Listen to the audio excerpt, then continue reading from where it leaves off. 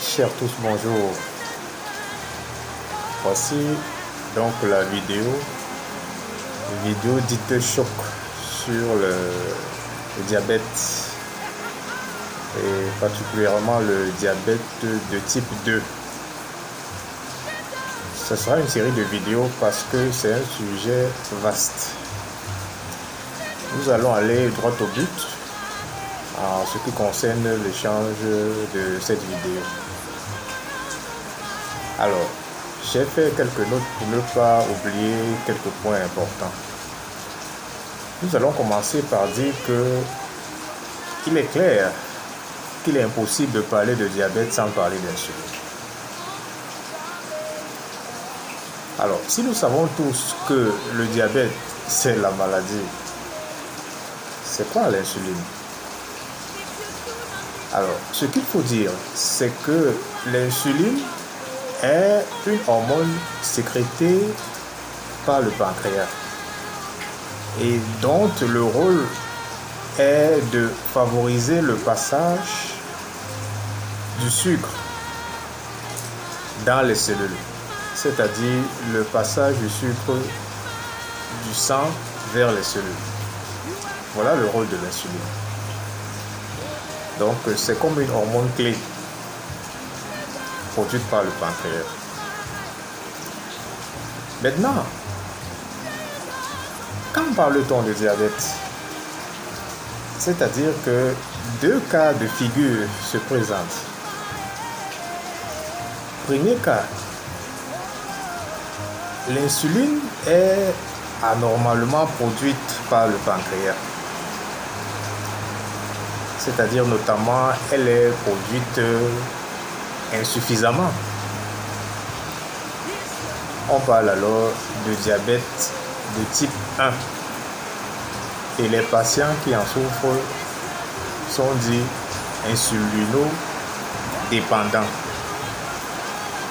puisqu'ils ne produisent pas assez d'insuline et qui le renforcent. Le deuxième cas de figure qui se présente, c'est que à la base, l'insuline est normalement et suffisamment produite par le pancréas, mais elle est inactive. C'est-à-dire qu'elle n'assure plus son rôle, elle n'assure plus le passage des sucres du sang à l'intérieur des cellules. Ça, c'est le deuxième cas. Et ici, on parle de diabète de type 2. Et les patients qui en souffrent sont dits insulino-résistants. Alors, ce qui nous concerne dans cette vidéo aujourd'hui, c'est particulièrement le diabète de type 2. Alors, pour ne pas oublier, les notes ont été prises ici et je vais vous rappeler les points les plus importants.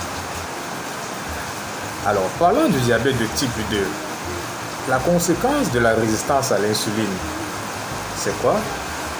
La conséquence est simple, c'est que puisque les cellules résistent à l'insuline, donc le sucre ne passe plus du sang à l'intérieur des cellules. Et la glycémie s'élève, c'est-à-dire le taux de sucre dans le sang, elle s'élève. Conséquence simple, cas de diabète type 2. Alors, que fait la réponse médicale actuelle? C'est-à-dire que la solution du protocole médical actuel, c'est de prescrire des médicaments qui forcent l'entrée du sucre sanguin dans les cellules.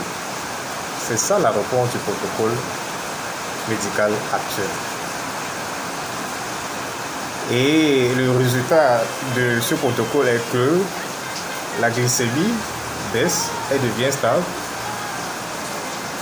et tout le monde est content.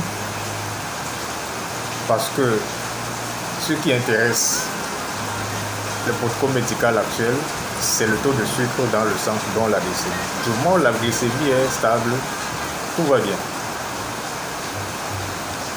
Bon, cette approche semble logique,